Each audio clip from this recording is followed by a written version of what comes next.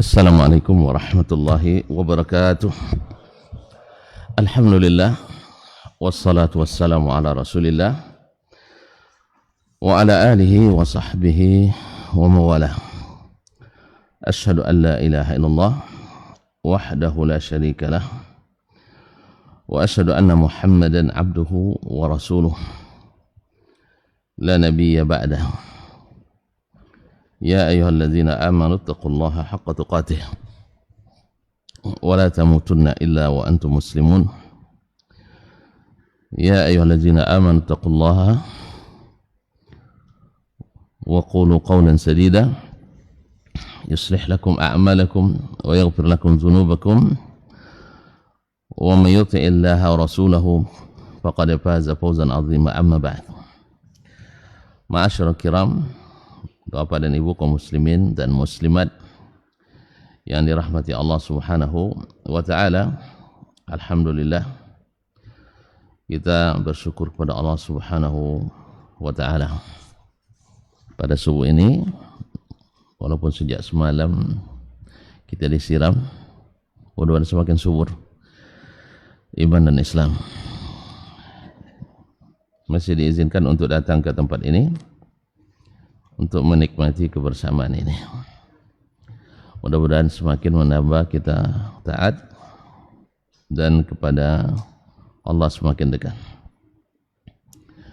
Dan semoga selawat dan salam kepada Nabi junjungan alam menyebabkan kita di akhirat berhak pula mendapatkan syafaat. Bapak dan Ibu kaum muslimin dan muslimat dirahmati Allah, seperti yang kita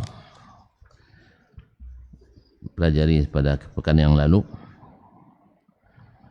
tentang sebuah hadis yang datang dari Umar bin Khattab radhiyallahu taala anhu ketika dia menetapkan qisas terhadap anggota tubuh atau tangan. Dalam hal ini dia menetapkan masing-masing jari itu berbeda sesuai dengan fungsi dan letaknya, fungsi dan kegunaannya.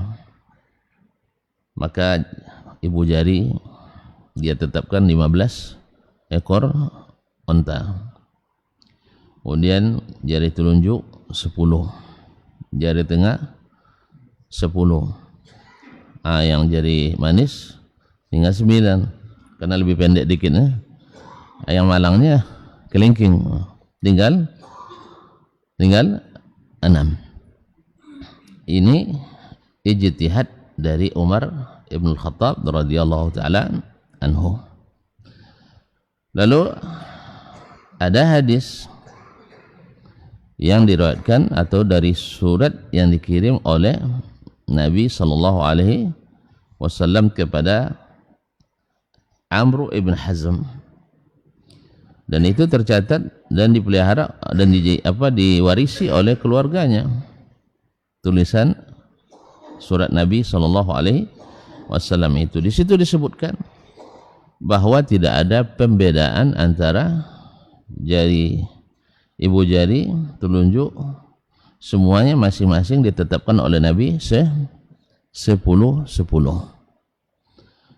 Jadi orang itu bukan dilihat dari sekecil besarnya, tapi fungsinya. Kadang-kadang yang kecil lebih bagak daripada yang besar.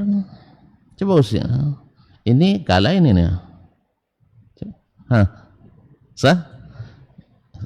Mana yang menang? Kalau ini lawan ini, mana yang menang? Kelingking. Nah, kelingking menang. Kalau telunjuk sama ibu jari, baru ibu jari menang. Iya. Jadi jangan pandang badannya. Sah? Kecil-kecil cabai rawit itu.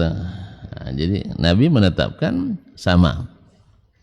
Karena keduanya terpotong jari kelingking, cacat juga. Sah? Berkurang fungsinya. Terpotong ibu jari, cacat juga, sama. Nah, kata Imam Syafi'i rahimahullah ta'ala, kalau seandainya ini sampai kepada Umar radhiyallahu ta'ala anhu, pasti dia pasti dia anulir pendapatnya. Karena dalam banyak kasus yang Umar sudah putuskan, lalu ternyata berbeda dengan Al-Quran dan Sunnah yang waktu itu belum terdeteksi oleh beliau, belum sampai pemahamannya ke situ. Padahal dia termasuk sahabat yang paling paham. Jadi yang paling paham pun kadang-kadang bisa luput darinya sesuatu.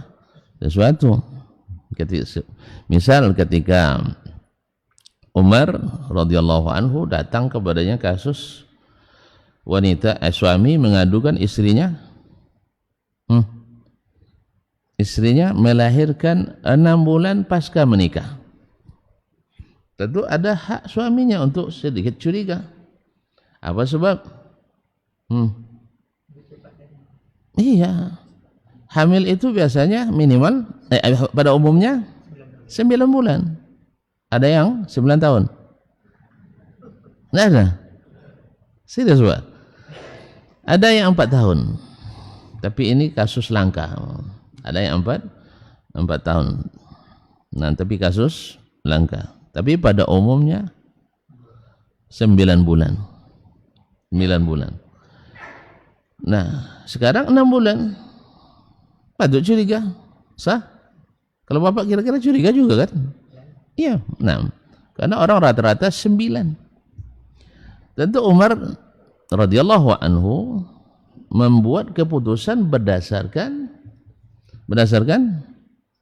kebiasaan. Disinilah fungsinya al-adatu muhakkamah. Karena tidak ada dalil yang sharih bagi dia, maka diambil kebiasaan. Diambil kias kebiasaan. Sama dengan nafkah. Seorang wanita misalnya, nafkah bil mithil. Andainya seorang menikah belum ditetapkan maharnya. Mahar tetap wajib kan, tapi belum disebutkan maharnya. Maka maharnya adalah mahar pada umumnya wanita pada masa dan tempat itu. Kalau kita di Indonesia, pada umumnya mahar apa? Saya perangkat alat rumah tangga. Hah? Oh, seperangkat alat salat. Yalah, seperangkat alat salat. Andainya di dalam akad tidak disebutkan maharnya, maka maharnya wajib mahar bil mithil. Mahar semisal itu. Maka Umar membangun di atas kias tadi, karena dia tidak punya dalil yang menurut dia sharih. Lalu dia buat keputusan, bahwa ini dicurigai. Untung ada Ali bin Abi Thalib radhiyallahu ta'ala. Tunggu dulu Amirul Mukminin. Lalu dia jelaskan. Allah Subhanahu wa taala berfirman dalam Al-Qur'an, "Wa hamluhu wa fisaluhu 30 syahra." Bahwa hamil dan menyusui itu akumulasinya 30 hari. Ini berubah lagi nih, langka lagi nih kasusnya, hamil 30 hari. Tambah curiga loh orang. 30 bulan. 30 bulan. Nah, 30 bulan ini Allah dengan sharih terus terang tegas menyebutkan bahwa masa menyusui dari 30 bulan adalah 24 bulan. Wal walidatu yurdi'na auladahunna haulaini kamilaini liman arada ayyutimma ar-radha'ah. Para ibu menyusui anaknya 2 tahun penuh. 2 tahun penuh. Berarti 2 tahun penuh berapa? 24 bulan. 30 kurang 24, 6. Berarti sah hamilnya 6 bulan. Sah enggak? Dari mana? Al-Quranul Karim. Subhanallah. Umar tidak sampai ke situ pemahamannya. Padahal dia sahabat paling paham waktu itu. Dia orang paling faqih.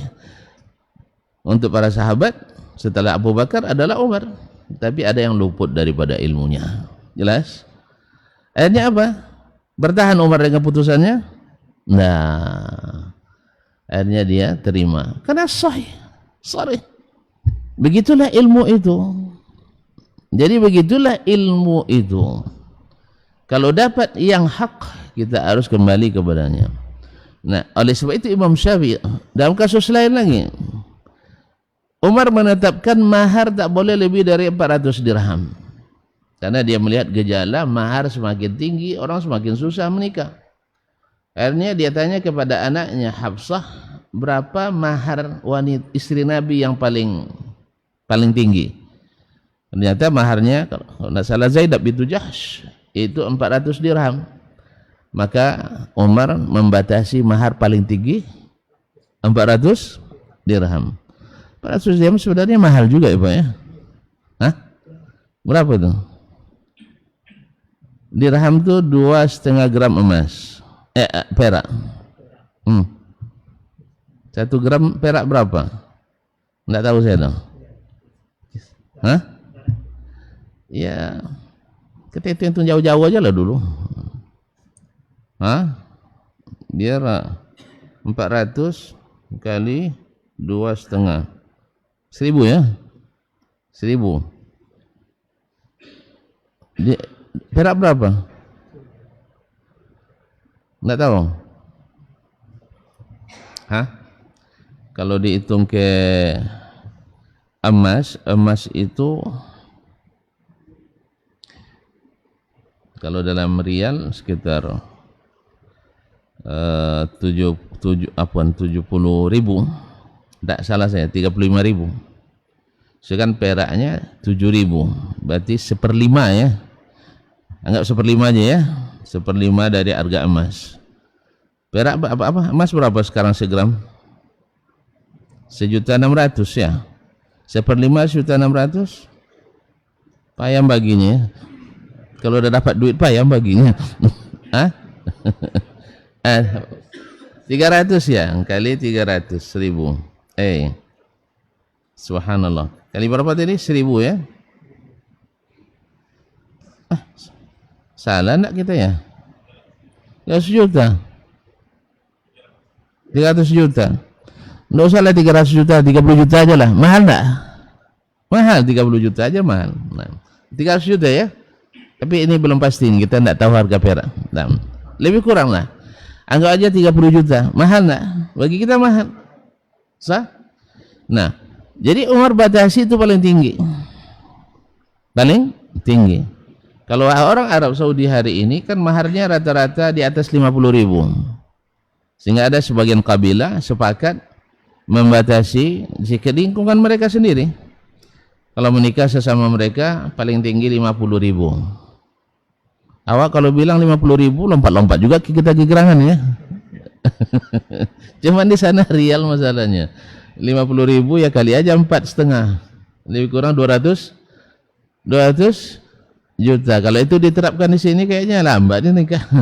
Nah, untunglah seperangkat orang-orang kita Masya Allah mulia-mulia akhlaknya, tidak minta banyak-banyak kan, banyak barakahnya Insya Allah. Jadi akhirnya Umar putuskan tak boleh lebih dari 400 dirham. Datang nenek-nenek, nenek-nenek, ya Umar, laisa laka dzalik. Karena nenek kan panggil Umar aja nih. Umar, itu bukan hakmu. Kalau walaupun engkau khalifah yang kekuasaannya sampai ke Mesir, sampai ke Irak, sampai ke Syam, sampai ke batas tanah Rusia sana kekuasaannya. Tapi kau tak punya kuasa merubah hukum Allah. Ingat itu. Walaupun kekuasaanmu 2/3 dunia, tapi untuk merubah hukum Allah tak ada kuasamu. Jangan rubah-rubah. Jelas, ini baru nak jadi ketua RT nak merubah hukum Allah Subhanahu wa taala. Nasallallahu salamatal afiyah. Ya, katanya laisa laka dzalik. Enggak ada, itu bukan hakmu. Kenapa? Allah berfirman wa ataitum ihdahunna qantara. Kalian berikan mahar kepada istri kalian itu harta yang melimpah tanpa batas. Akhirnya Umar katakan sadaqatil mar'atu wa akhta'a Umar. Perempuan ini benar, Umar yang salah. Gimana Pak? Jelas? Nah, kata itu yang membuat Imam Syafi'i rahimahullah yakin bahwa handainya hadis ini di masa hidupnya Umar sampai kepadanya, dia akan rujuk kepada hadis ini. Karena Umar itu tegas, tapi jangan lupa dia juga raja'un lil haqq, suka dan cepat kembali pada kebenaran. Iza tabayyan. Karena kebenaran itu jelas, alaihi nur, kata Mu'adz bin Jabal, ada cahaya. Cahaya apa? Cahaya wahyu. Ada cahaya wahyu. Umar tadi dengan pendapatnya berdasarkan fungsi dan bentuk, Ibu Jari lebih iya kan? Ibu Jari lebih bagus. Karena untuk menunjukkan orang bagus, nih sah. Kalau kurang bagus, nih kan itu. Ya Pak ya, menangnya ini ketika usia. Subhanallah. Kemudian juga bagus kan bentuknya kan. Pokoknya asal bagus, nih sah. Kalau menunjukkan kecil, nih. Nah, makanya Umar pakai qiyas. Dan kalau tidak ada dalil, qiyas boleh dijadikan dalil. Selama tidak ada dalil. Tapi kalau ada dalil, Umar kembali. Jelas? Nah, makanya bukan tidak boleh ijtihad, boleh. Tetapi ketika ijtihad berbeda dengan yang datang dalam kitabullah dan sunnah Rasulullah sallallahu alaihi wasallam, maka ijtihad itu harus dikesampingkan. Itu yang payah ya. Itu yang payah. Hadis Nabi boleh dikesampingkan. Pendapat saya jangan. Saya orang hebat. Na'udzubillah. Nah, apa kata? Di sini kita berhenti kemarin ya. Saya sengaja jemput kembali supaya tidak, supaya golnya jelas. Nanti kira offside nanti. Baik. Wa fil hadisi dilalatani. Dalam hadis ini kata Imam Syafi'i rahimahullah terdapat dua dilalah, dua makna, dua dalil, dua indikasi. Ahaduhuma, salah satunya adalah sesuai dengan bab kita, qabulul khabar, wajib menerima hadis. Wajib menerima hadis walaupun tidak mutawatir. Lawan ahad, artinya wajib menerima hadis ahad. Wal akhar, dilalah yang kedua, petunjuk yang kedua, ayuqbalal khabaru fil waqti alladhi yathbutu fihi. Kapan wajib diterima kabar itu? Pada saat sabit sampai kepada kita. Kalau belum sampai? Kalau belum sampai? Umar kan tidak sampai kepadanya. Kalau belum sampai? Ya tidak wajib lah. Tidak tahu kita apa yang mau diwajibkan. Barangnya belum, hadisnya belum sampai. Maka Umar tidak memakai. Karena apa? Belum sampai. Barang belum sampai, macam mana dipakai? Jelas? Nah, jadi kapan wajibnya? Setelah sabit, setelah sampai. Wa illam yamdi amalun minal a'immah. Ini masalah. Ya, masalah juga. Ada orang sebagian menuduh Syekh Al-Albani rahimahullah ketika mengamalkan satu hadis tentang merapatkan tumit ketika sujud. Tumit didekatkan ketika sujud. Ada yang mengatakan lam yasir alaihi amalul a'immah. Ini tidak umum diamalkan oleh para imam. Maksudnya imam sebelumnya. Sahih? Lalu mereka mengatakan ini syaz, pendapat syaz. Nah, ini Imam Syafi'i menunjukkan kepada kita, sekalipun belum diamalkan oleh para imam sebelumnya, tapi kalau sabit hadisnya sampai kepada kita, mesti diamalkan, mesti diterima. Nah, Syekh bagi dia yakin bahwa hadisnya sahih dan sabit dan tafsirannya seperti itu sahih dan sabit menurut dia, maka dia amalkan. Sedangkan bagi para imam sebelumnya bahkan sesudahnya menganggap hadisnya tidak sahih dalam masalah ini atau tafsirannya tidak seperti itu, maka bebas pula mengamalkan yang dia yakini tadi, tapi dengan ilmu bukan dengan hawa. Jangan asal beda, pokoknya jangan sampai Albani gitu ya, enggak, kalau itu alasannya enggak bisa. Akal pokoknya yang penting tetap Syafi'i, selagi Syafi'i tetap, kalau itu alasannya enggak. Tapi kalau alasannya ilmu, bagi saya penafsiran Syekh Al-Albani, atau enggak usah pakai Syekh lah ya, Al-Albani misalnya, enggak, dia lebih tinggi pula kadang Albani kadang. Nah, iya, ini sebagian baru ngarang menulis diktat sudah lebih hebat dari Syekh Al-Albani. Tulisannya masih tidak laku, ya, tapi merendahkan orang-orang, masya Allah, yang merupakan jibal. Tapi apa boleh buat? Sebagian orang nak menutup matahari dengan telapak tangannya. Kalau dekat tangan terbakar, kalau jauh tak mungkin tertutup. Sah? Ya mati untuk menutupi Al-Albani. Ya, 1 miliar orang seperti anda tidak akan bisa menyetop ilmunya. Tidak akan bisa. Karena apa? Karena ilmunya ada cahaya. Cahayanya cahaya wahyu. Cahaya wahyu tidak bisa dilindungi. Yang redup-redup itu adalah cahaya pemikiran. Pemikiran di masanya habis itu tidak dipakai orang lagi. Tapi kalau wahyu tak akan pernah redup sampai ilmu ini kembali dicabut oleh Allah Subhanahu wa taala. Oleh sebab itu, jangan coba-coba menanduk batu gunung, nanti tanduk sendiri yang patah.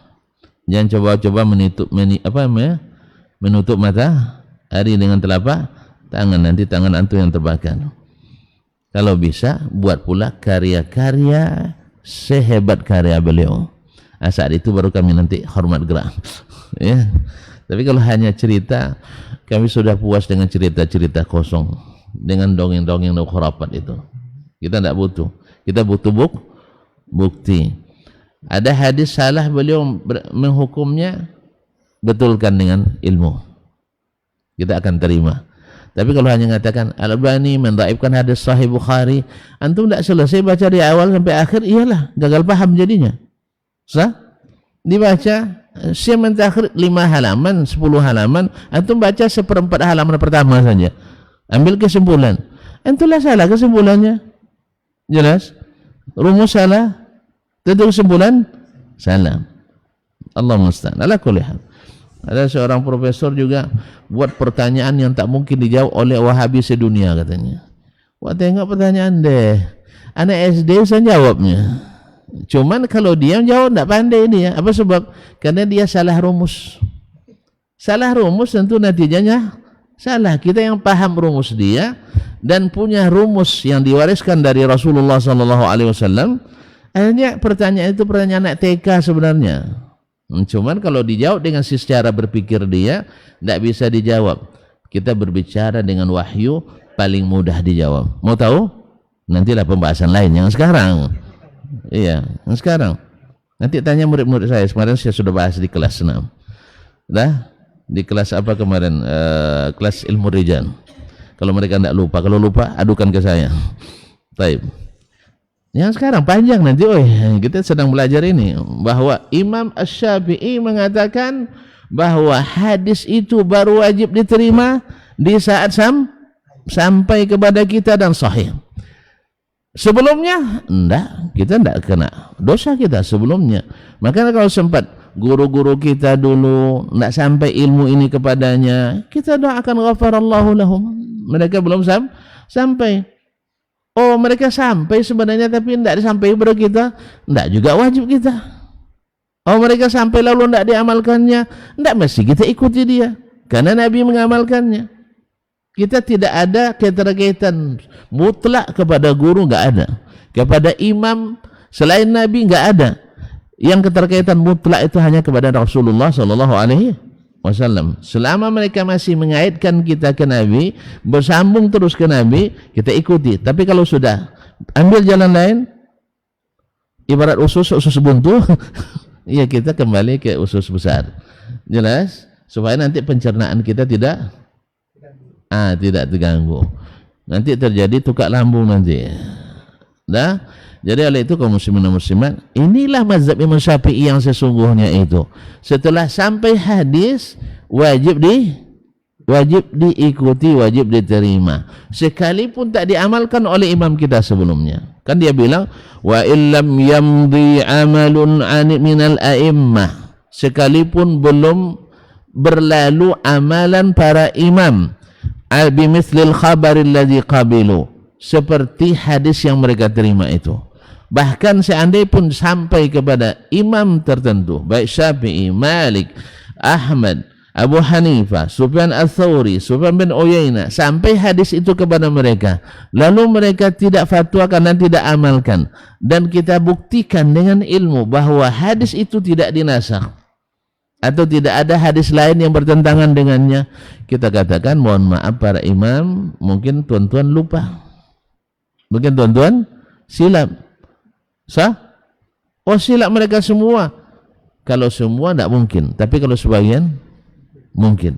Kalau sepakat semua imam tak mengamalkannya, ya kita hormati, karena ijma' itu adalah hujjah juga. Kalau sepakat berarti dinasakh, walaupun kita tidak tahu dalilnya. Tapi kalau sebagian mengamalkan, sebagian tidak, maka kita katakan yang tidak mengamalkan mungkin ada uzurnya. Yang mengamalkan menganggap tidak ada uzurnya. Dan kita seperti kata Imam Syafi'i rahimahullah, mengikuti yang sabit, yang sampai kepada kita. Itulah amalan para al-ulama ahli sunnah wal jamaah.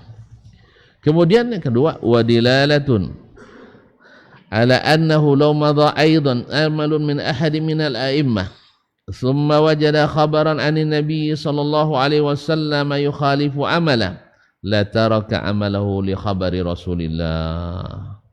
Di situ juga dapat petunjuk, kata Imam Asy-Syafi'i rahimahullah, bahwa seandainya telah berlalu amalan seseorang dari para imam, seseorang dari imam telah mengamalkan sesuatu berdasarkan dalil yang baginya waktu itu sahih atau berdasarkan ijtihad, thumma wajada khabaran, setelah berlalu waktu dia dapatkan hadis, berita, yakni hadis anin Nabi sallallahu alaihi wasallam, dari Nabi sallallahu alaihi wasallam, yukhalifu amalahu, bertentangan dengan yang dia amalkan. Bertentangan yang dia amalkan, la taraka amalahu li khabari Rasulillah sallallahu alaihi wasallam, maka dia pasti akan meninggalkan amalannya itu karena hadis Rasulullah sallallahu alaihi wasallam. Ini Imam Syafi'i memastikan itu.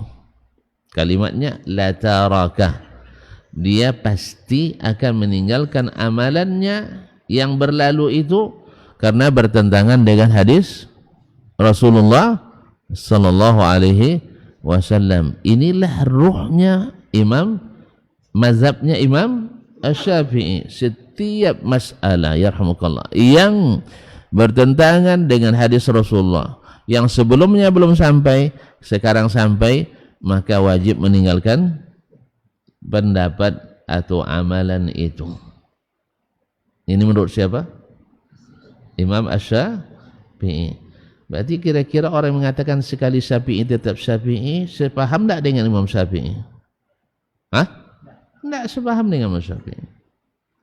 Makanya tuan-tuan dan puan yang saya muliakan, kita harus belajar ke Imam Syafi'i, kitabnya ada.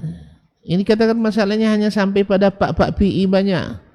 Ya sampai dengan Pak PI saja. Akhirnya apa yang didakwakan oleh Imam Syafi'i jauh dari apa yang disampaikan oleh Pak PI. Allah musta'an. Jelas kan? Jelas sekali. Bahkan Umar radhiyallahu anhu dipastikan oleh beliau kalau sampai hadis itu kepadanya dia akan tinggalkan pendapatnya. Karena memang itulah sikap kesatrianya para ulama as-salaf itu. Mereka cepat menerima. Yang lambat-lambat itu makanya tidak sampai masuk Islam mereka. Kan yang pikir-pikir dulu, banyak yang pikir-pikir dulu. Lupa Bapak. Yang cepat menerima dari Nabi cepat masuk Islam. Yang pikir-pikir dulu lama baru masuk Islam. Kadang-kadang jadi penentang abadi sampai mati. Mati kafir dia. Iya. Menentang Nabi alaihissalatu wassalam. Nah, jelas? Karena mereka cepat, biasa di zaman Nabi cepat menerima hadis Nabi, setelah Nabi wafat pun sampai hadis juga cepat mereka terima. Walaupun mereka harus cross check, konfirmasi, iya, klarifikasi. Seperti Umar datang kepadanya salah seorang sahabat, kalau salah Abu Musa al-Asy'ari, Assalamualaikum. Tidak ada jawaban. Assalamualaikum. Tidak dijawab. Assalamualaikum. Hening. Akhirnya dia pulang. Ternyata tuan rumah Umar dengar. Cuman mungkin waktu itu tidak bisa menjawab salam. Kan boleh. Sedang di WC misalnya. Tidak jawab salam.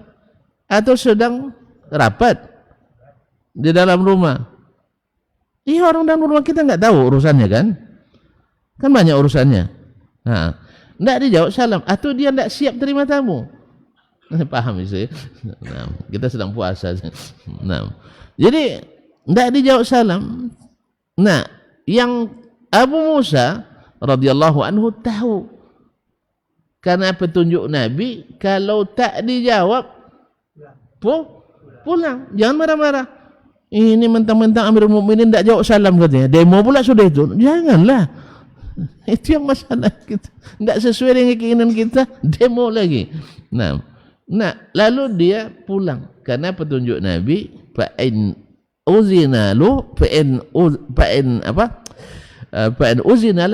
wa illa falyarji. Kalau diizinkan masuk, kalau tidak langsung pulang. Dia pulang. Umar radhiyallahu taala setelah dia tengok keluar, tidak ada orang, siapa yang salam tadi. Akhirnya dia suruh seseorang untuk memanggil Abu Musa itu. Panggil. Kalau dapat panggilan Amirul Mukminin Umar, orang rata-rata gemetar. Rata-rata gemetar. Iya. Kamu yang salam tadi 3 kali? Iya. Taib. Kenapa pergi? Lalu dia bilang, saya mendengar Rasulullah sallallahu alaihi wasallam mengatakan, idza sta'zanaukum falyasta'zin salasan. Apabila seseorang bertamu maka minta izin 3 kali. Fa in uzina wa illa falyarji. Kalau sudah 3 kali diizinkan masuk, kalau tidak pulang. Umar belum sampai hadis ini kepadanya sebelumnya. Maka dia marah tadi. Kan dikiranya main-main kan? Nah, maka dia marah. Kalau sampai ilmunya, marah dia? Enggak. Ini karena belum sampai, maka dia bilang, karena ilmu itu belum sampai kepadanya, padahal kan ini kan sesuatu yang rasanya tidak mungkin Umar tidak tahu ya. Akhirnya dia bilang, la ta'tiyannani bisyahid aw la uji'annaka darba. Ini selalu Umar begitu. Kamu bawa saksi ke sini yang dengar hadis itu dari Nabi, kalau tidak saya hukum cambuk. La haula wala quwwata illa billah. Subhanallah. Karena hadis itu berat. Lalu gemetar, siapa lo kira-kira? Kan enggak apal kita siapa yang sebenarnya kita ngaji sekarang nih. Mengaji, lalu kita hafalkan sesuatu. Tiba-tiba ada satu munasabah saya mendengar misalnya Ustaz Dasman mengatakan yang penguasa ini tidak percaya, datangkan saksi. Siapa waktu itu yang hadir samping saya? Kan lupa kita kan. Dia telepon misalnya, beliau biasa dengan si Bang Rani Omi misalnya, telepon, saya ingat itu, saya lupa Pak katanya. Akhirnya cari gemetar. Akhirnya diusahakan cari, ketemulah sekelompok sahabat sedang bersembang, duduk bersama.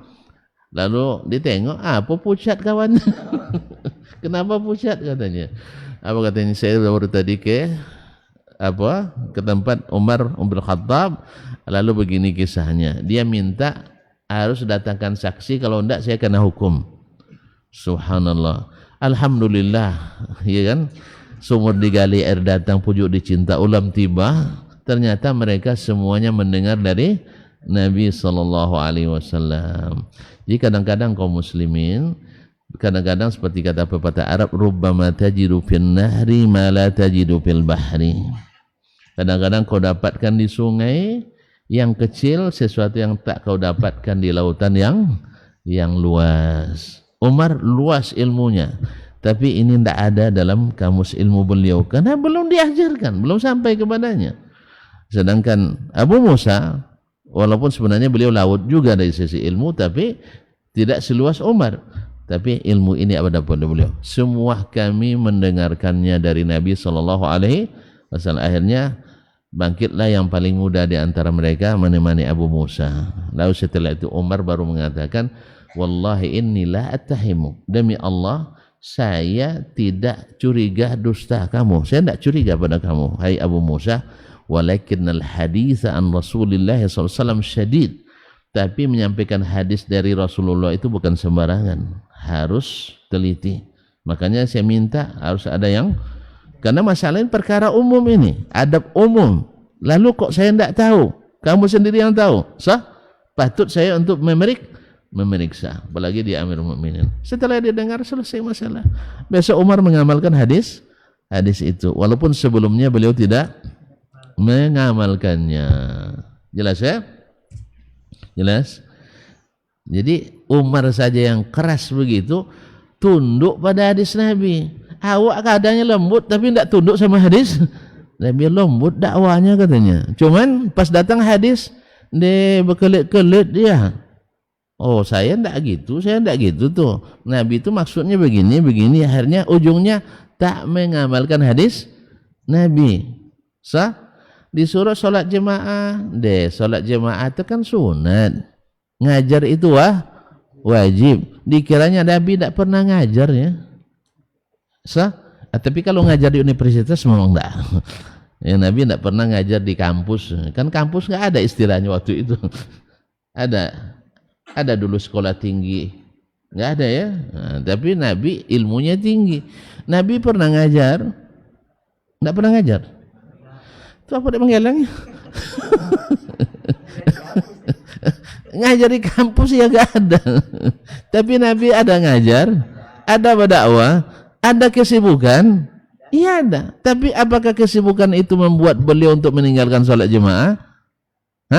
Walaupun kesibukan itu wajib, urusan umat, kan dia ngurus umat kan? Ngurus umat wajib bagi beliau itu sunat. Wajib berdakwah bagi beliau wajib atau sunat? Wajib. Tapi pernah dia meninggalkan salat berjamaah? Enggak. Di safar saja salatnya berjamaah. Nah, cuman kita memang ahli berkelit. Salabul ilmi faridah. Pakai hadis juga dia. Pakai ada juga talabul ilmi faridatun. Untuk ilmu itu wajib. Terus salat jamaah ada, wa salatul jamaati sunnatun, kan tidak ada lah. Yang ada adalah andainya bukan karena anak-anak dan wanita di rumah-rumah itu, saya akan suruh orang jadi imam, lalu saya bawa sekelompok laki-laki membawa kayu bakar, saya bakar rumah orang-orang yang tidak pergi salat berjamaah itu. Tapi Nabi pernah bakar rumah orang? Nah jangan, makanya jangan buat. Artinya begitu tegasnya Nabi mewajibkan salat berjamaah. Artinya kalau bukan karena anak-anak ada di rumah itu, ya, dan kaum wanita, anak-anak kan tidak wajib, wanita tidak wajib. Kalau sempat wanita dan anak wajib, dibakar juga rumah itu. Kan lebih kurang begitu. Artinya gertakan Nabi SAW sangat dahsyat kepada orang yang meninggalkan salat berjamaah. Oleh sebab itu alasan ngajar tidak alasan meninggalkan salat berjamaah. Asalnya rapat, apalagi Rapat tu tidak akan pernah selesai dia. Iya kan? Rapat tu tidak ada selesainya. Selesai rapat nanti setelah itu rapat-rapat kecil lagi membicarakan pimpinan rapat tadi nggak adil kan. Setelah rapat ada rapat lagi. Sah? Nah, akhirnya tidak puas nih. Makanya rapat tak akan pernah selesai. Nah, apalagi tidak ada dalilnya. Semuanya pikiran. Intinya kaum muslimin dan muslimat dirahmati Allah, andainya berita itu sampai, walaupun amalan berbeda dengan hadis itu, maka amalan wajib ditinggalkan dan hadis mesti ditegakkan. Kata siapa ini? Kata siapa? Imam Asy-Syafi'i rahimahullah ta'ala. Nah, wahai para pengikut mazhab Imam Asy-Syafi'i, ayo kita buktikan di bulan Ramadan inilah dulu. Nih, salat tarawih misalnya di zaman Nabi SAW, sampai tidak hadisnya kepada antum bagaimana salat tarawih Nabi SAW? Sampai? Taib. Sekarang dulu kita terima turun-temurun dari ayah, ibu kita, nenek, buya, kiai kita. Apa nih? Bahwa setiap 2 rakaat ada teriak-teriak. Saya bukan masalah salawat, yang ada teriak. Sampai ada yang ngamuk di masjid kabarnya. Ada orang terganggu oleh salat tarawih. Iyalah, teriak-teriak gitu terganggu loh orang. Apa yang katanya?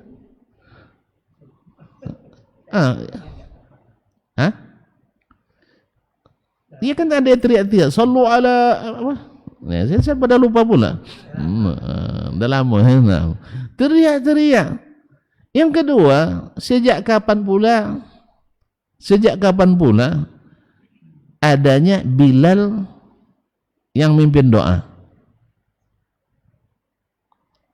Bilal, kan namanya Bilal tuh. Yang pegang mic di belakang imam itu kan Bilal namanya. Iya, Bilal namanya. Tonton pada lupa kayaknya. Kan disebut Bilal. Kalau sempat Bilal hadir hari ini, kalian mencatut nama saya. Tidak pernah saya ditugaskan oleh Nabi untuk baca doa dan selawat. Kok ada 2 pemimpin? Oh enggak, bukan pemimpin Ustaz, keneknya, kondekturnya. Sejak kapan? Nah, ini amalan yang kita terima turun-temurun. Iya, benar. Yang ngajar siapa? Buya dan kiai. Benar. Sekarang datang hadis Nabi kepada kita. Ada Nabi nyuruh Bilal teriak-teriak? Ada Abu Bakar nyuruh Bilal teriak-teriak? Sehingga ditetapkanlah jabatan Bilal untuk teriak-teriak. Kita bukan masalah kena salawat, masalah tahlil, itu tidak selesai, itu semuanya boleh dibaca, tidak ada masalah. Nak berdoa silakan, tapi yang pakai teriak-teriak itu ada?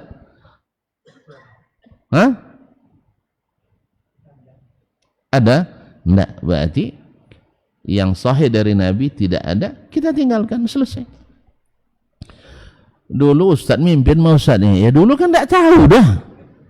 Dulu enggak tahu. Jelas ya? Ini apa bacanya? Sallu ala Sayyidina Muhammad. Panjang pula matnya kan? Sejak kapan itu ada? Sejak kita lahir sudah ada, sah? Sejak kita lahir sudah ada. Datuk-datuk dulu, buya-buya mengajarkan itu. Itu pula ilmu yang sampai pada mereka. Itu yang sampai, itu yang diamalkan. Saya kalau bukan karena belajar mungkin, itu juga yang saya akan amalkan. Kalau sempat saya misalnya belajar ke Timur Tengah, bukan ke Arab Saudi, itu juga yang saya temukan nanti. Sah? Sehingga itu juga yang saya bawa pulang. Nah, cuman ketika saya ke Arab Saudi, mereka kalau mazhab resmi dalam qada Hambali, tapi dalam berakidah, beragama, beribadah itu tidak terkait dengan mazhab Hambali. Ini harus dipahami oleh ini yang mengatakan adalah mantan menteri agamanya Syekh Saleh Ali Syekh. kalau masalah qada itu tahu qada? Enggak kodok doh.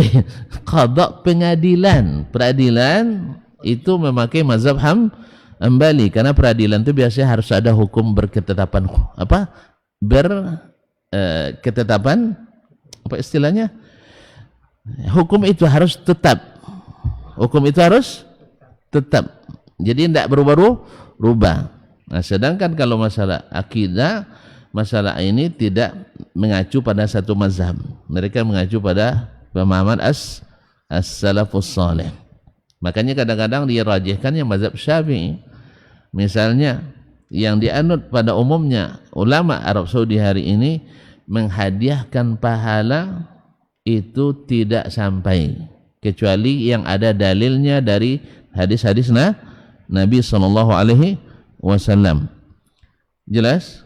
Apa yang ada hadisnya? Haji untuk orang tua dan umrah itu sampai. Puasa untuk orang tua itu sampai. Apalagi sedekah untuk orang tua sampai. Itu ada semuanya dah dalil. Doa untuk orang tua sampai. Tapi bacaan Quran untuk orang tua kata mereka enggak. Walaupun Imam Ahmad mengatakan sampai. Paham? Di sini mereka Syafi'i ini. Karena memang tidak ada dalilnya menghadiahkan bacaan itu. Kalau doa sampai. Jelas? Jelas? Itu mau tanya ke siapa kan? Jangan tanya sama orang Mesir masalah ini, tanya sama orang Saudi itu. Orang Saudi itu yang bilang. Ya.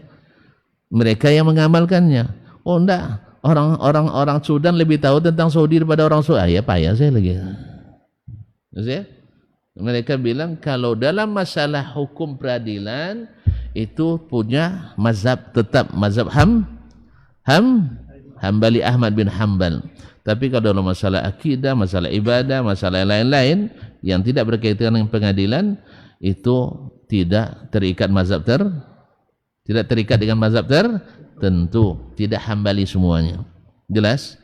Nah, karena mereka menerapkan iza sahal hadis bahwa mazhabi, bila sahih hadis itulah mazhab saya. Nah,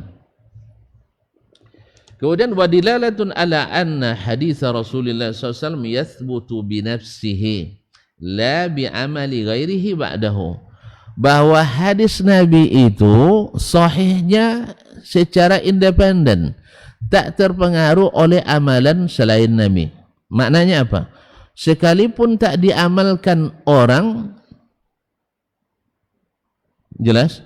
Sekalipun tidak diamalkan orang, hadis tetap dihukum sahih. Tidak menunggu diamalkan dulu oleh orang lain. Paham maksudnya? Artinya, oh enggak, ini kan masyarakat enggak mengamalkannya, enggak sahih hadis, enggak ada pengaruhnya. Jelas? Atau enggak diamalkan oleh Abu Bakar dan Umar, enggak ada pengaruhnya. Paham? Enggak paham, sawi, enggak paham, biar jelas kan? Artinya, sahih tidak sahihnya hadis enggak terpengaruh pada amalan masyarakat. Enggak terpengaruh oleh amalan para imam.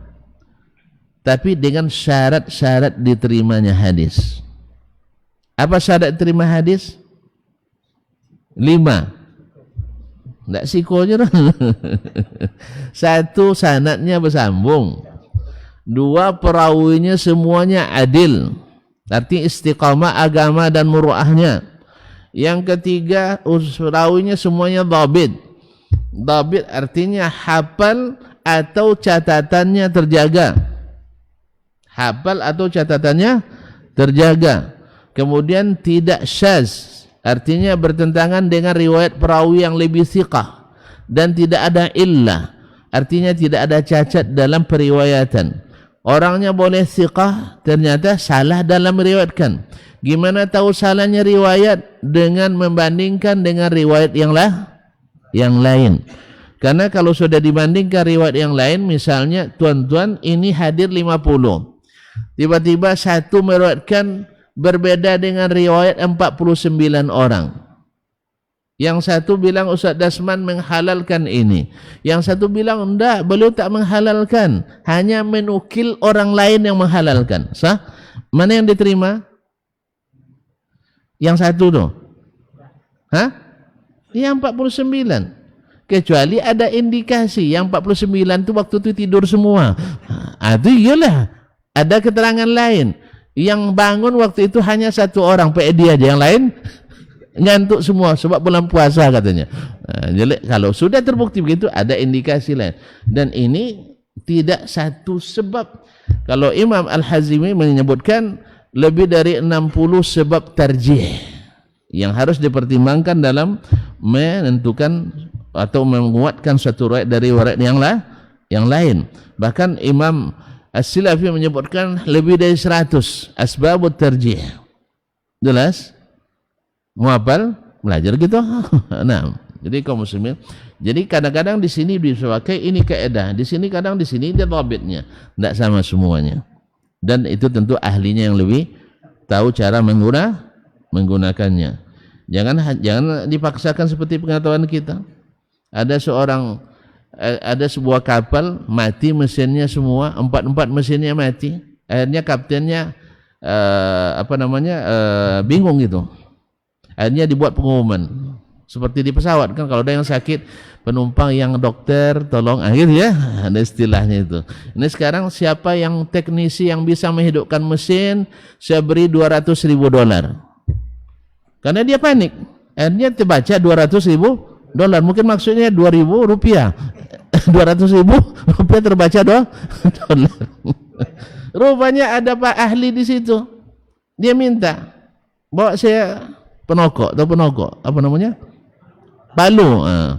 Penokok, bawa penokok. Dia datang masuk ke kamar mesin, dia tokok tempat tertentu, hidup mesin itu. Lalu sang kapten tidak mau bayar. Masa gitu aja?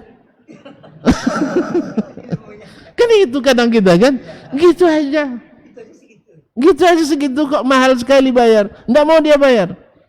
Kalau antum ini prinsipnya datang nanti ke dokter spesialis, nanya sakitnya ke kita, yang antri lama kita, nanya ke kita, terus minta bayar sekian. Antum bilang, kan saya yang jawab semua dokter. Nggak bisa. Coba kalau gitu antum di rumah aja tanya jawab sama istri. Kenapain ke dokter? Dia nanyanya ada isi. Kalau istri kita nanya minta diisi. Beda. Makanya sama istri tidak bayar, sama dokter bayar. Demikian juga dengan orang insinyur dan sebagainya. Yang sekolah dengan sekolah sama? Enggak. Demikian juga pokoknya dalam semua level kehidupan ada ahlinya. Ada yang lebih mahal, ada yang lebih murah. Makanya kaum muslimin ketika dia tidak mau bayar, hanya nokok gitu. Iya, tokonya antum tidak hidup kalau toko saya hidup.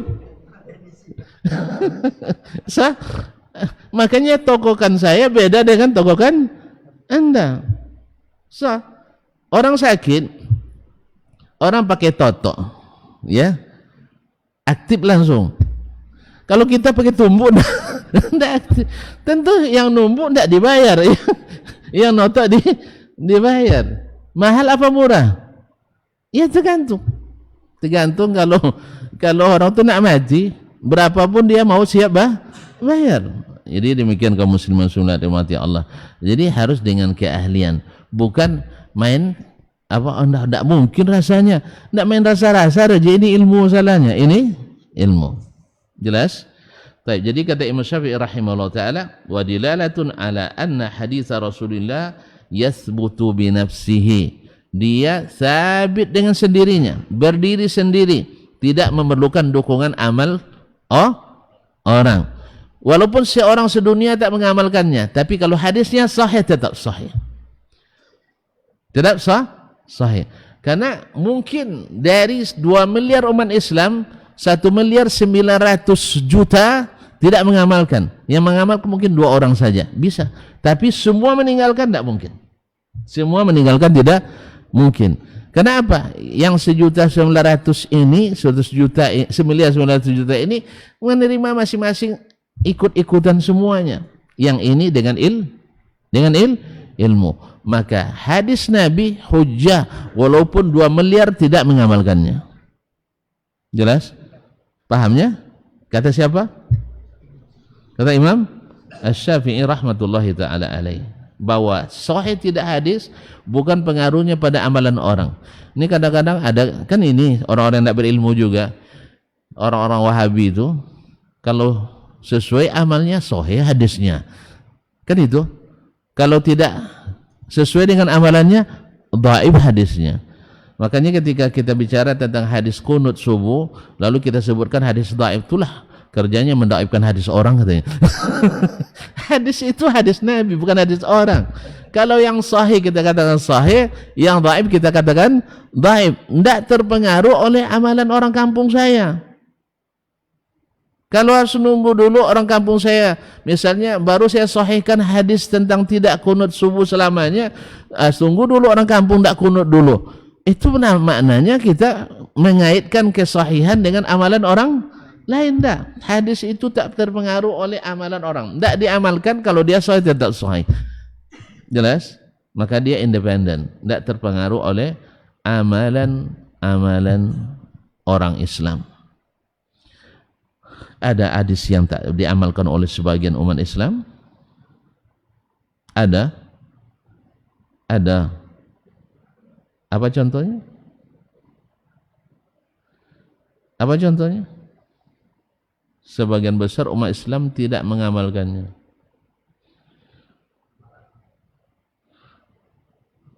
Sebanyak itu. Yang paling mudah aja, yang selalu bikin tuh bapak-bapak tersungging, hadis tentang poligami. Sebagian besar umat Islam menentang hadis ini. Sahih? Sahih? Iya. Tapi apakah hadisnya tidak sahih? Sahih. Tapi yang diamalkan bertentangan? Iya. Khususnya karena PP nomor 10. Jadi banyak hadis yang tak diamalkan orang. Iya. Atau hadis tentang akidah misalnya. Sering kita bahas kan? Hadis tentang akidah. Banyak orang tidak mengamalkannya. Mungkin sebagian besar orang tidak meyakininya. Karena apa? Karena apa? Syubhat ahli syubhat. Syubhat ahli syubhat. Seperti yang saya katakan tadi, pertanyaan tak bisa terjawab tadi. Mau juga sekarang? Nanti aja lah ya. Dia tidak mau menerima Allah turun ke langit pertama di sepertiga malam terakhir. Sebab menurut dia, ini profesor, mengklaim tidak bisa dijawab oleh siapapun. Ya. Sebab kalau Allah turun, tidak lepas dari 3 kemungkinan. Kemungkinan pertama, Allah mesti melewati langit ke-7, langit ke-6, langit ke-5, langit ke-4, langit ke-3, langit ke-2. Kalau dia lewat di dalam langit yang 6 itu, berarti dia masuk ke dalam langit. Sah? Sah ya? Secara logikanya kan gitu, mesti masuk, dan itu mustahil. Kalau berdasarkan kemungkinan ini Allah tak turun, kan itu natijahnya. Sah? Kemungkinan kedua, Allah di luar alam atau di dalam alam. Kalau dijawab Allah di luar alam, berarti juga tidak mungkin ke langit pertama. Karena langit pertama itu adalah alam. Masuk? Capek wono masuk, subhanallah. Nah, yang ketiga kata beliau bahwasanya yang turun itu adalah rahmatnya. Dan inilah akidah yang selalu disalahkan oleh kaum Wahabi. Karena Wahabi menyebut bahwa yang turun itu adalah Allah, bukan rahmatnya. Sah? Nah, apa jawabannya? Kan berdasarkan rumus yang beliau sebutkan, Allah tidak turun. Kok takut sekali bilangnya? Kan kita sedang belajar. Menurut keedah itu Allah tidak turun. Kemungkinan pertama masuk langit, tidak mungkin. Berarti rumus ini tidak masuk. Kemungkinan kedua Allah di luar alam, berarti juga tidak akan masuk ke langit pertama. Kemungkinan ketiga yang turun adalah rahmatnya. Allah tetap tidak turun. Cuman pertanyaannya nanti, kalau rahmatnya turun, berarti Allah di mana? Nah, mereka tidak ngaku juga Allah di atas, tapi rahmatnya turun. Kan lucu ya. Dia tidak ngaku Allah di atas, tapi rahmatnya turun. Nah, itu yang lucu juga kadang-kadang cara berpikir orang alam ahli kalam itu. Terus kalau dia bilang kalau tidak Allah di atas, kenapa turun? Yang kita tahu yang namanya turun pasti dari atas. Saya sudah tanya dalam berbagai bahasa. Yang namanya turun tetap dari atas. Mereka tidak ngaku pula Allah di atas. Makanya jangan bikin bingung ya. Nah, ada yang pernah dijawab? Itu betul-betul tidak terjawab nampaknya.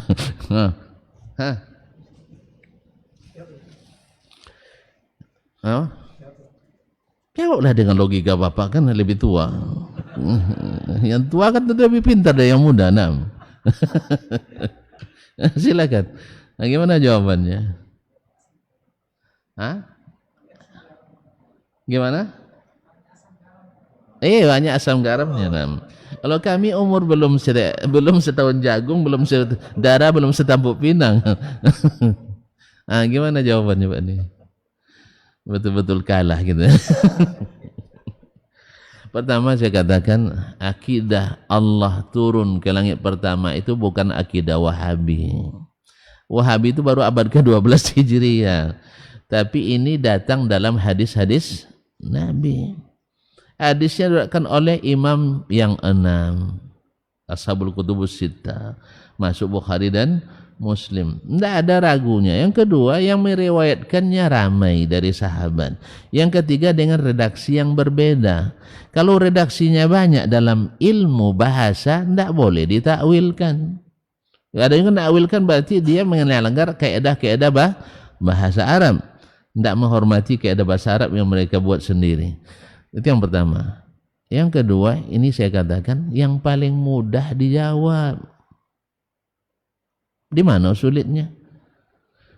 Pertanyaannya sekarang, keedah yang dibuat oleh sang profesor ini rumusnya khaliq atau rumusnya makhluk? Ini hukum kan hukum nih, ibarat hukum fisika, hukum kimia. Ini hukum yang dia sebutkan nih hukum alam atau hukum selain alam? Bahwa yang turun dari lantai 7 ke lantai 1 mesti melewati lantai 6, 5, 4, 3, 2. Ini hukum alam atau hukum selain alam? Hukum alam. Sahih? Taib. Kalau dia hukum alam, boleh diberlakukan pada Allah? Alhamdulillah. Mudah kan? Berarti profesor tidak paham dengan hukumnya sendiri. Jelas? Sama dengan seorang profesor juga yang ateis, dia bilang, kalian mau kemana? Sama anak muda di Eropa kan, mau ke gereja. Ngapain? Beribadah pada Tuhan. Memangnya ada Tuhan tuh ada? Dia bilang, apa warnanya? Gimana bentuknya?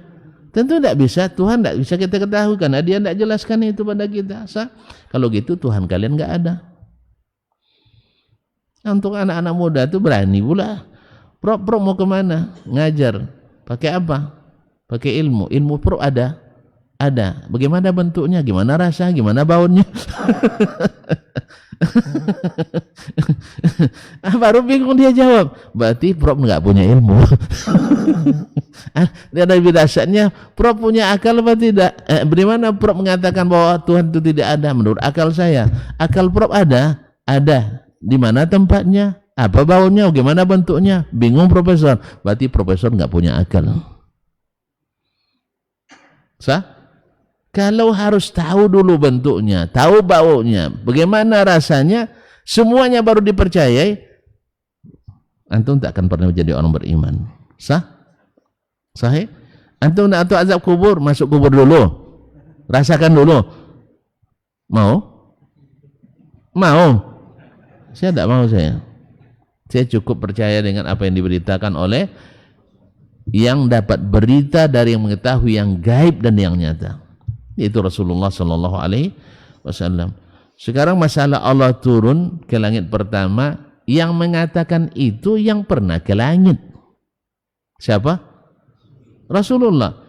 Imam Abul Hasan, kalau benar dia mengatakan itu, sebenarnya beliau sudah tobat dari itu, tapi orang ini tidak ngaku, tidak masalah.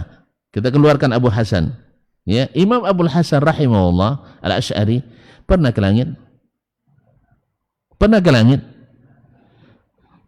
Jawab serius, pernah dia ke langit? Tidak pernah ke langit semasa hidupnya, sah? Terus perkataan beliau bertentangan dengan perkataan Nabi yang pernah ke langit. Mana yang kita benarkan? Kataan Nabi SAW. Seperti dulu sahabat menganggukkan itu. Soal dia di luar alam, di dalam alam, mesti masuk ini rumus makhluk semua. Maka sang profesor bawa rumus yang salah, tentu makanya akidahnya pasti salah. Natijahnya salah. Akhirnya dia mengingkari Allah itu turun. Karena rumus yang dia gunakan, rumus makhluk. Jelas? Kesonang jawab. Itu seri kelima pertanyaan. Yang 4, 3, 2, 1 lebih mudah lagi. Jadi oleh sebab itu makanya di sini perlu juga Bapak tahu ilmu kalam itu nampaknya kan. Jadi kaum muslimin dan muslimat. Mudah kan? Mudah. Semua rumus yang mereka gunakan rumus makhluk. Dah. Kita cukup sampai di sini dulu ya. Dah, berapa pelajaran tadi? 1. Bahwa hadis itu wajib diterima. 2. Hadis itu diterima ketika sampai dan sahih. Yang ketiga, bahwa hadis bila sahih walaupun tak diamalkan oleh imam, bukan orang, bukan masyarakat, oleh imam sebelum kita, tapi kalau sahih sampai mesti diamalkan, kecuali sabit bahwa hadis itu mansukh, misalnya ijma' meninggalkan, itu urusan lain. Imam Syafi'i dalam konteks tidak diamalkan orang, bukan karena ijma' ditinggalkan. Yang keempat, sahih tidak sahih hadis tak terpengaruh oleh amalan orang, tidak terpengaruh oleh amalan masyarakat. Jadi makanya di rumus sah tidak sahnya hadis tidak ada hubungannya dengan diterima atau tidak oleh masyarakat. Kalau tinggal diterima, dulu juga Nabi sendiri yang menyampaikan, tidak diterima orang. Sah? Apalagi hawa-hawa yang seperti ini. Kadang-kadang dengan maknanya sampainya. Sah? Nabi sendiri yang mereka saksikan as-sadiqul amin, mereka tentang. Sah? Biasa. Nah, cuman yang menentang Nabi dulu orang kafir, yang menentang kita hari ini orang Islam. Ya. Orang Islam. Kalau sempat mereka datang Nabi, lalu ditentang juga, jadi orang kafir mereka. Nah, cuman karena kita bukan Nabi, maka kita tidak boleh mengkafirkan orang. Sah? Ya, kalau karena kita bukan Nabi. Kalau sempat Nabi yang ditentang, orangnya jadi kafir. Cuman karena yang ditentang adalah ustadznya kan. Maka, tapi kalau mereka menentang hadis Nabi, ini bisa-bisa keluar dari Islam. Kalau cuman masalahnya yang ditentangnya bukan hadisnya, tapi pemahaman ustadz menurut mereka, karena ada subuhat di sana. Jelas? Subuhatnya seperti tadi. Karena pakai rumus makhluk. Hukum yang digunakan adalah hukum alam untuk mengukur yang bukan alam. Akhirnya mereka tenggelam. Wallahu musta'an. Cukup gitulah dulu ya. Ya. Sebelum kita ngantuk. Sebelum kita sama-sama ngantuk gitu. Ya, kalau sudah ngantuk-ngantuk bersama nanti bahaya. Ya, cukup segitu aja dulu ya. Nanti ada sambungannya lagi, masih berkaitan. Nah, ingat yang 4 tadi. Supaya besok nyambung. Kalau tidak rela saya sambung sekarang, tidak apa. Iyalah. Kita cukup sampai sini. Wabillahi taufiq wal hidayah. Wallahu ta'ala alam. Wassallallahu ala nabiyyina Muhammad wasallam. Wassalamualaikum warahmatullahi wabarakatuh.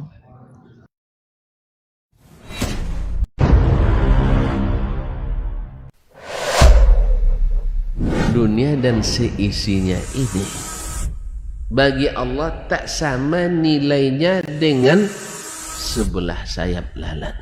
Barang siapa yang beramal untuk akhiratnya, Allah akan cukupkan baginya urusan dunia. Sayati zamanun 'alan nasi as-sabiru fihim qalqabit al-jamarah. Akan ada satu masa di akhir zaman yang berpegang teguh dengan agamanya seperti orang yang sedang memegang bara